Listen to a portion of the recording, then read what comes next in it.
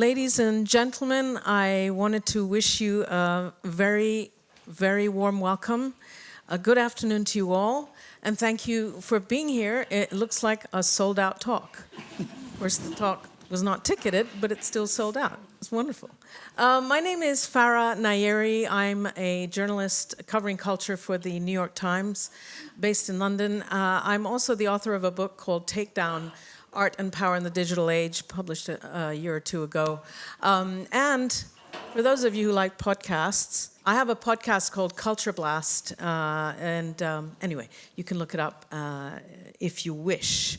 The topic of today is something that I can kind of sum up as, why do collectors collect? I think that's a very basic question, and it's a question that I'll have the pleasure of putting to my very distinguished panelists. But before I do, I just want to mention that, when I present talks, which I do very often, I go and research and tool around and see if there are kind of publications or books or quotes or anything that I can draw inspiration from. And I realized, researching this panel discussion, that there were almost as many reasons and motivations to collect as there are human beings on this planet. In other words, every collector seems to have their own kind of individual secret motivation, desire, and we will be probing my guests about theirs. But I don't know if you saw the UBS Art Basel survey on global collecting. It came out conveniently in November, so I had some recent sort of data and a report to sort of draw from. And it's drawn up by the economist Claire McAndrew, and you can all see it. It's free online. And I found an essay by this professor called Andrew Dillon of the University of Texas at Austin.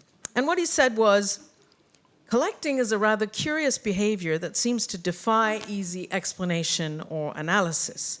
In the popular mind, collectors are often viewed as individuals with more money than sense, dropping huge sums on rare artifacts, or as mildly disturbed cranks who have an inexplicable need to gather large numbers of items few others deem interesting. And he's just describing the popular imagination. And then he says, in fact, we're all collectors, he says, whether we like it or not. If we open our cupboards, our drawers, our interiors, there's an accumulation of stuff and that we tend to keep. We don't throw them out. And so it's not like to collect, you have to be a billionaire. We're all kind of collectors. It seems to be a kind of human instinct. And, he finished by saying, collecting seems to represent a very human process, indicative of our interests, our values, and the world we wish to create and inhabit. Now, in the survey, and I'll soon be turning to you, Katrin, the data in the survey showed that the principal motivation for people to collect, for 37% of the respondents, was self-identity or self-esteem, personal pleasure, the desire to improve one's self-image, or other aesthetic and decorative drivers. And then for another 28% of respondents, the motivation was financial investment, including the expectation of gaining a financial return on investment or balancing risk in the collector's overall portfolio of wealth. Katrin, let's turn to you and find out what your motivations are. You've been collecting for a few decades now, and you have a collection of about 1,800 pieces, drawings, prints, photographs, paintings, and sculpture ranging from 1,500 to today. But I believe your collection is mostly old masters and 19th century drawings. But unlike other collectors who started with no knowledge and then built their way up, I think, Katrin, you had a lot of knowledge to begin with because you were an insider, if I may say. You were a private dealer in Germany for a good decade or more, and then you were a gallerist at Colnaghi in London for 13 years. And you are also on the board of the National Gallery in London. So you're definitely a connoisseur, and always kind of were a connoisseur. But I just wondered, Katrin, if you could explain to us, why did you start collecting? And why do you collect now? Well, many books have been written about why do people collect? And I definitely fall in the, as you can, with the 1,900 pieces, it's a bit of a compulsive obsession. And I've already collected as a child, whether it was pebbles or shells or biscuit tins, and then it, went to posters. And to this day, I can't go on a walk without bringing something home, if it's just a colorful leaf. So I think for many collectors, it's something you have it, as you say, we're all, or many of us are collectors. I mean, and what I ended up doing, I started collecting drawings, learning, and then of course, you come to a point where you have to sell because you can't keep on buying, which is how I turned into a dealer. And I know many dealers who, became dealers because they're at heart, they're collectors. And then, of course, when I was a dealer, I thought, this is a shame if I have to sell everything. It'd be nice to keep a few things. But that, of course, is a conflict of interest because ideally you'd like to keep your favorite drawing, which, of course, is always the one you can sell the easiest. So, so I ended up with collecting this subject, the theme of the artist at work. We can actually launch the slides if we have them of Katrin. Yes, because what does that mean, people say? And it's basically, artists in an academy, artists in their studio, artists in a landscape. This is Rosemary Guillaume, yes, a woman painter. One of the women painters in the 19th century. She, as it says, she studied and taught at the Académie de Julian. And, women artists was something I was always interested in. But it's also the focus of the collection is old master drawings. Anyways, I was intrigued by the subject because in my youth I tried to be an artist myself, unsuccessfully, and thankfully realized that my talent wasn't quite what it needed. But maybe that's why... We see some more drawings. And that's why I... This is Lisa Bryce, contemporary. Yes, yeah, because I also go into contemporary art. Yeah, so I focus on a subject, but the range is very wide. The range is wide in terms of time frame, from an early book illumination up to contemporary. Fragonard. There's a drawing by Fragonard just to show you what is the subject of the artist at work. This is the creative crisis, an artist who's, struggling, and there is the allegory of painting coming to his rescue from that horrible harpy coming around the corner. There's the cat, which kind of stands for melancholy in Dürer's famous print, for example. Yeah, just to explain, I should have framed this in the question. Katrin started out with a kind of thematic collection, and the theme was the artist in the process of making art. And we see an example here. This artist is clutching his forehead because he's probably having a hard time creating. So I focus in terms of theme, which is dangerous because it can become repetitive and a bit boring. But the range is very wide in terms of time frame. It starts with an early book illumination and it goes all the way to contemporary, and also in media, so drawings, prints, photographs, paintings. So this is the way it kind of worked out for me. But I mean, I am also kind of intrigued by the psychology of it. That's kind of why we're here. Yes. Trying to figure out the psychology. And I think that you said in an interview with Susan Moore in Apollo magazine, I think collecting is something you are either afflicted with or not. I mean, you kind of described it as an affliction, almost like a sickness. And as you said then, as now, even as a child, I could not come back from a walk without collecting pebbles or biscuit tins. And so what is this affliction? Can you describe the psychological drive to want to own a Fragonard? The question is, do you really want to probe into that? A friend of mine, we had this idea at the lovely Sohn Museum, my friend Alison is on the board there, and we said we should start a group, Collectors Anonymous. Because Sohn was the ultimate collector on his deathbed, still purchasing, rearranging. And then we both looked at each other, yeah, but we don't want to be cured. So in a way, you don't want to be cured. I mean, that would be terrible. So that never came off the ground. And do I really want to probe into why I'm doing it? Well, I want you to probe because I'm curious. My theory was always because it's all about arranging the space around you, making it something that you feel happy and comfortable with. And I did that already as a child. So is it that you felt things were more reliable than people? Who knows, I think there are many reasons, but it's definitely something, if I walk into my home or into my rather large kind of storage, I feel happy to be surrounded by these things. It gives me a lot of, happiness, comfort. It gives me an intellectual pursuit. I love to do the research and probe into things, learn. I constantly like to learn. And that's what attracts me to collecting. Collectors Anonymous, that sounds like a really great idea. And a lot less serious for human health than all the other Anonymous. So not Alcoholics Anonymous, etc. So I recommend don't know, maybe there are people in this room who would like to join the Collectors Anonymous. We have a lot of collectors Probably a good in the audience. room. I would presume we have a lot of collectors in the room, right? Yes, yeah. I see a lot of nods. I'm about to ask Tunji a couple questions, but then I will open it up to you. We would really love to hear your questions and interact with you, because it becomes much more of a pleasant session for everyone. So do prepare your questions, and please don't be shy, because you're collectors too, so you all belong on the stage as well. Tunji, so you have, like Katrin, you have also had a really fascinating life.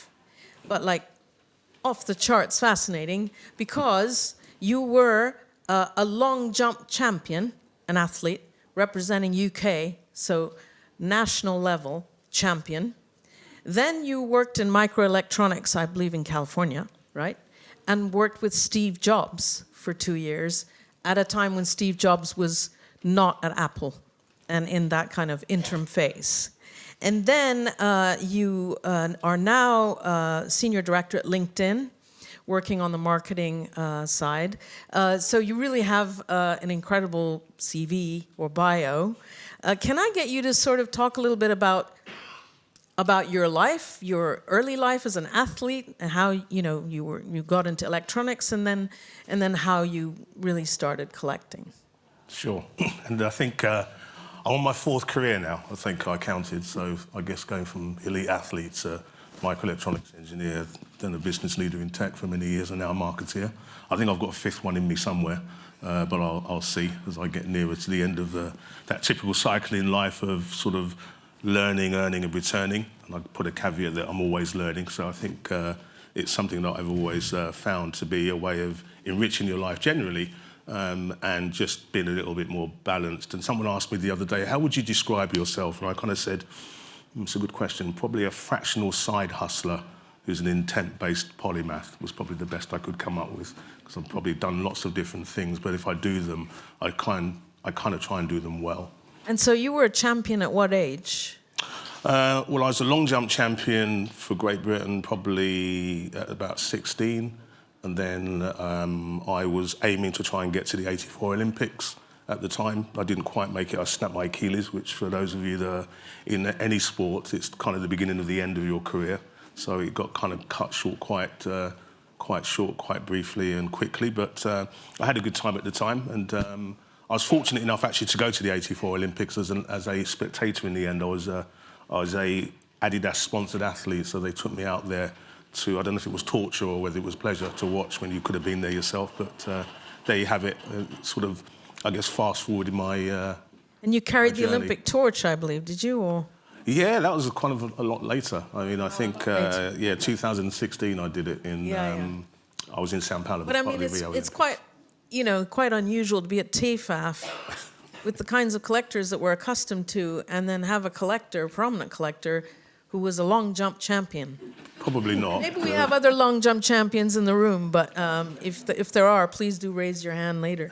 But so then this experience you had as a microelectronics engineer and working with Steve Jobs, what was that like? He's a very introverted character. I only actually, when I say I worked with him, I met him once, but he came to London.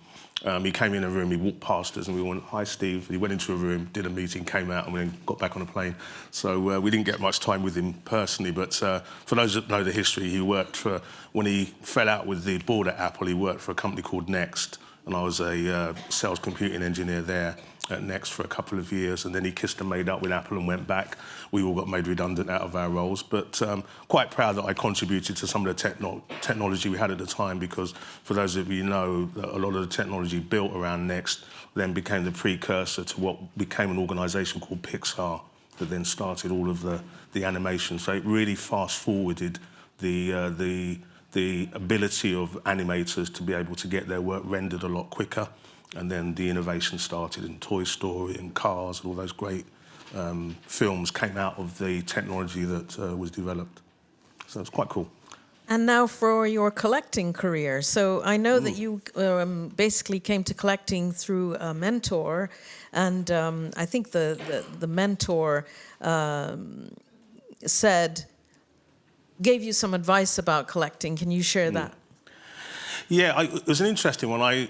I was 19 at the time. I was doing my undergrad and getting ready to get into my final year of study. And I had a mentor that I worked with on the weekends, and I used to repair computers for him.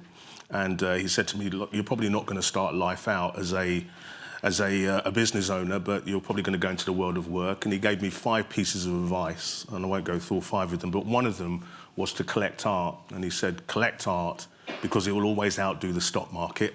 Probably going back to your point, Farah, about people diversifying their portfolio.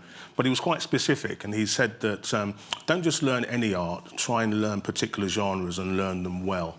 And that's what I did. And my favourite genre of art, which is still to this day, although I don't collect much of it because I can't afford it, is surrealism. And my favourite artist is still Salvador Dali today. And I realised very quickly as a 19-year-old I couldn't afford it anytime soon. So I was literally doing my research, scrolling through galleries and different places, and then stumbled across some abstract and surrealist work from African artists, and I was really intrigued. And that started my images? journey. This That's is your charity work. That's not an art piece of art. So those are some of your pieces that you're posing with here? Yeah, that is some of them. You know, we've done a lot of work with lots of different artists, but the journey started as collecting. That was probably circa 25, 30 years ago. And I did a lot of research and landed on modern and contemporary African art for a lot of reasons. Probably the main reason, my heritage is Nigerian. I think a lot of African art tells stories. And for me, that was a way to identify with my heritage, but also with the continent as a whole, and understanding the journey many African countries went through, because it was often a way of storytelling. So that's how my journey started. And yeah, I started to collect some of the arts there. That's sort of in my hallway at my house. So we collect everything from me and Kishon and Bari. I've actually been quite fortunate. One of the pieces missing in my collection, I'd say, was Ben and Wanwell. So I was quite pleased actually here at TEFAF. I've come here for a talk. I actually bought a piece of Ben and Wanwell yesterday from a Tafeta gallery here in the modern contemporary part. So that was quite nice to be able to do that. It's kind of built out the collection a bit further. We've got about maybe 105 pieces now in the collection. Okay. But I mean, is your motivation still what your mentor said, which is that you want to beat the stock market? In other words, are you... No, the motivation changed quite quickly. I think probably within about 3 or 4 years I started to collect. And long story for another day, but my purpose around life generally is quite different in that I do live a purpose-led life. The learning, earning and returning part is I'm very much focused on the returning part. So for me, the collection was a way of gaining wealth to be able to help others. So I transferred probably maybe 15 years ago my entire collection, which was then around maybe 40 or 50 pieces, to my trust. So my Elisha Charitable Trust actually owns my collection as I collect moving forward. And we use the wealth of the collection to then be able to do, I guess, purpose-led initiatives around the world. So actually the first picture you showed of all the children is one of the charities we support with Disabled Child Africa, which is a charity for disabled children in Africa. As many of you may know, on the continent, disability is still a stigma and very much viewed in a suspicious way to some extent. So being able to help those children through the trustees' work is one way. But probably more relatable is around the arts. So we support many underrepresented artists and give them a platform, either in terms of providing grants for them to be able to continue their work, or even in some cases being able to launch them as artists and provide support for them and a platform. So we've done that over many years.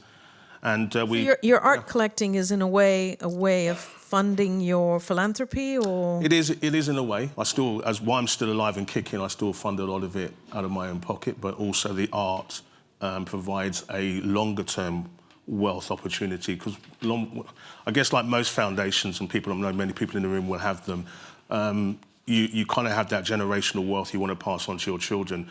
Neither of my children are probably artists or that interested in art today. So the idea is that when I'm long gone from this world, and I know that will be soon at some point, because I've probably lived more of my life than I've got left, and I don't mean that in a morbid way, it's just the reality of how it is. I've left an opportunity for that if my children don't want to continue to put into the trust, then they're allowed to sell pieces of the art to continue the work of the trust, which includes providing bursaries and scholarships to many young women. You're a young man. You've got decades and decades ahead of you. I'll say this in the room, and I'm sure many of you will, and I can say it because I'm black, but black does not crack. I'm a lot older than I look. What was that you said? Black doesn't crack. It's the kind of thing. It's a good one. I'm a lot older than I look, and I'm actually past my retirement age, so I can actually do that. So I'm not. I'll leave it there.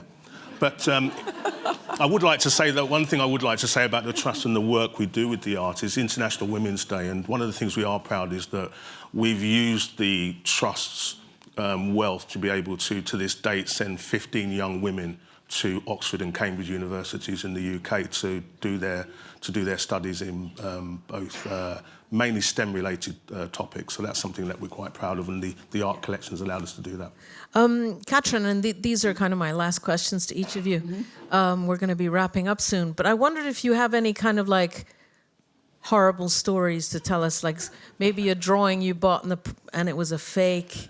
Sorry, but like, any kind of like provenance thing or any kind of episode that was like bad news. Oh, God, there's so many, and you try not to remember them. Because, as I say, drawings is a difficult area. And, I've ended up buying a facsimile. They were incredibly good facsimiles done, by an Austrian firm in the 19th century. And I would, and there were certain artists, I'd smuggle in an eraser, basically. Was it a print or a drawing? Yeah, it's a facsimile, and they were so well done. And, sometimes if I view in an auction house, I'd smuggle in a tiny eraser, and I'd try and, if it erases it, that's how bad it was. And no, listen, but it's all lessons you learn. You try to avoid expensive mistakes. But, and again, you need good advice. And, if I buy in contemporary, I ask, which is not the area, I ask the dealers I trust in contemporary art. And, like you find certain, or you're like you find certain people you trust and you work with. And I think that's why I like coming to this fair, because they're very good dealers. There's a very strict vetting system. And, collecting is a lot about trusting where you buy from. And yes, you will make mistakes. And as I say, try and avoid expensive ones. So, Tunji, any mistakes at your end?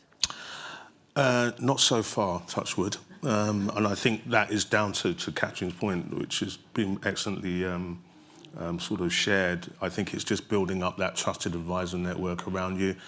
I don't think I think actually, funny enough, during the pandemic was probably the hardest part, buying art. I wouldn't say blindly, but where you can't necessarily see it. But then I still used, my advisors around me on art that I wasn't sure of to check the provenance, and when we could check it, then I felt more comfortable.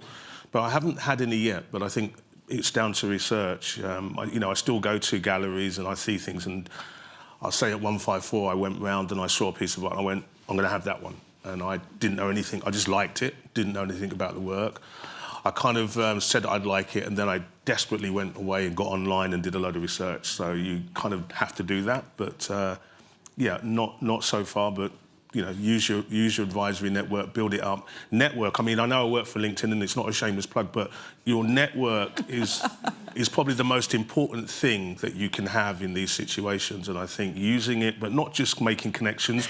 Making sure there's interaction between them, I think, is really important. It builds up trust, it builds up knowledge, and it really is the most useful thing I think I've found being in the art world. Well, all I can do now is thank my excellent panelists, Katrin and Tunji. Thank you so much.